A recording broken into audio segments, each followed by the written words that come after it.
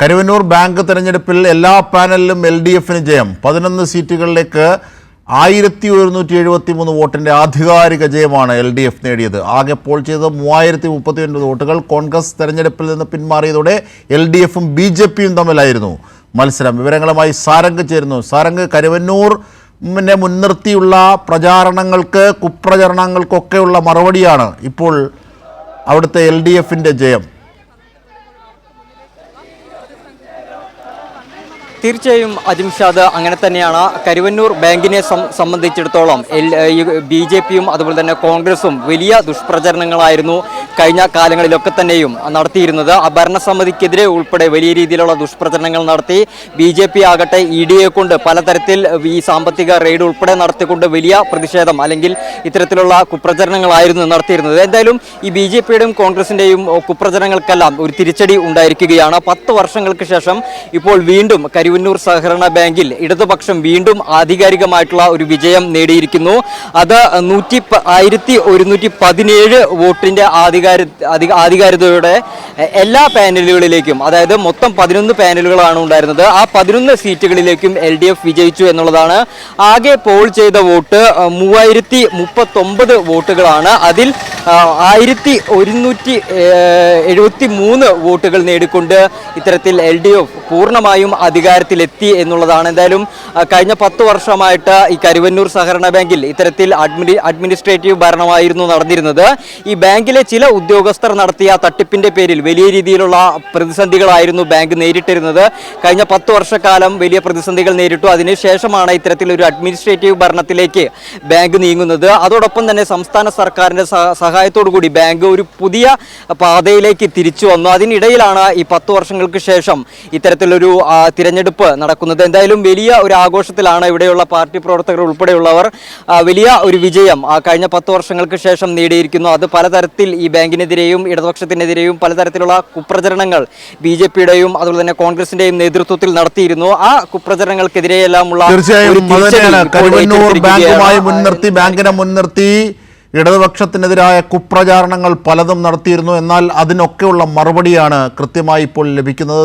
കരുവന്നൂർ ബാങ്കിൻ്റെ തെരഞ്ഞെടുപ്പിൽ എല്ലാ പാനലിലും LDFനാണ് വിജയം. 11 സീറ്റുകളിലേക്ക് നടന്ന മത്സരത്തിൽ 1173 വോട്ടിൻ്റെ ആധികാരിക ജയമാണ് LDFന് ലഭിച്ചത്. ആകെ പോൾ ചെയ്ത് 3039 വോട്ടുകൾ. കോൺഗ്രസ് തെരഞ്ഞെടുപ്പിൽ നിന്ന് പിന്മാറിയതോടെ LDFും BJPയും തമ്മിലായിരുന്നു മത്സരം. സാരംഗ്, ഈ അവിടുത്തെ ഈ നേതാക്കന്മാർ സംസാരിക്കുന്നു, അവർക്ക് മൈക്ക് കൊടുത്താൽ. അജിംഷാദ്, പ്രധാനമായും നമ്മൾ കണ്ടതായിരുന്നു കഴിഞ്ഞ 10 വർഷക്കൊല്ലത്തെ ഈ ഒരു കരുവന്നൂർ ബാങ്കിനെ സംബന്ധിച്ചിടത്തോളമല്ല വലിയ പ്രതിസന്ധി അത് BJPയും അതുപോലെ തന്നെ കോൺഗ്രസും തീർത്തിരുന്നത്. എന്തായാലും അതിനുശേഷം ഇത്തരത്തിൽ ഈ ഇടതുപക്ഷം നേതാക്കന്മാർ എന്തോ സംസാരിക്കുന്നു, എന്താണെന്ന് നോക്കൂ സാരംഗ്. തീർച്ചയായും ഇത്തരത്തിൽ കുപ്രചാരണങ്ങൾക്കുള്ള മറുപടിയാണ് ഇപ്പോൾ ഈ തെരഞ്ഞെടുപ്പിലെ LDFന്റെ ജയം, ആധികാരിക ജയം മുമ്പോട്ട് വെക്കുന്നത്. സാരംഗ് ആണ് വിവരങ്ങൾ, വിശദാംശങ്ങൾ അവിടെ നിന്ന് ദൃശ്യങ്ങൾക്കൊപ്പം നൽകുന്നത്.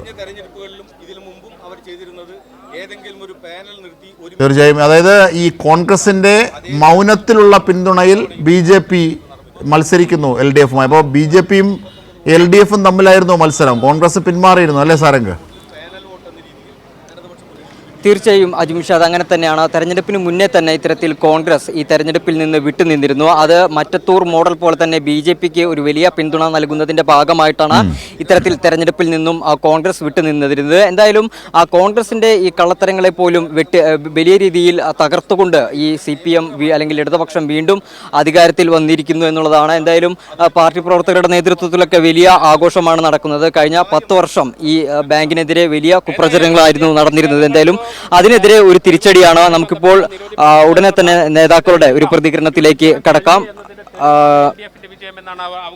എന്തായാലും 10 വർഷങ്ങൾക്ക് ശേഷം വീണ്ടും അധികാരത്തിൽ വന്നിരിക്കുകയാണ്. എന്താണ് ഈ ഒരു നിമിഷത്തിൽ പറയാനുള്ളത്? വലിയ രീതിയിലുള്ള കുപ്രചരണങ്ങളായിരുന്നു ഈ പ്രതിപക്ഷവും അതുപോലെ തന്നെ കോൺഗ്രസും അതുപോലെ തന്നെ BJPയും കരുവന്നൂർ ബാങ്കിനെതിരെയും അത് മുൻനിർത്തിക്കൊണ്ട് ഇടതുപക്ഷത്തിനെതിരെയും ഉയർത്തിയിരുന്നത്. അതിനെല്ലാമുള്ള ഒരു മറുപടി അല്ലേ ഇത്?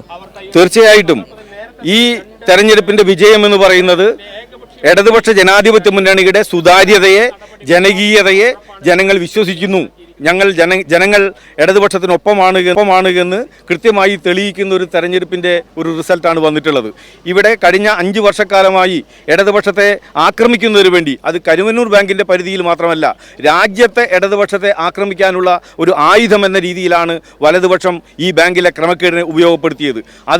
അതിനെ തള്ളിക്കളഞ്ഞിരിക്കുകയാണ് ജനം എന്നുള്ളതാണ് ഇപ്പോഴത്തെ വസ്തുത. അതിൻ്റെ അടിസ്ഥാനത്തിൽ ഞങ്ങൾ ഈ വിജയത്തെ തികച്ചും വിനയാന്വിതമായി ഏറ്റെടുക്കുന്നു, ഉത്തരവാദിത്വബോധത്തോടു കൂടി ഏറ്റെടുക്കുന്നു. ജനങ്ങളുടെ പ്രശ്നങ്ങൾ പരിഹരിക്കാൻ, പ്രത്യേകിച്ച് ഈ ബാങ്കിലെ സഹകാരികളുടെ പ്രശ്നങ്ങൾ പരിഹരിക്കാനുള്ള ഇടപെടൽ ഞങ്ങൾ ആത്മാർത്ഥമായി നടത്തുമെന്ന് വീണ്ടും ജനങ്ങൾക്ക് ഉറപ്പ് നൽകുകയാണ്.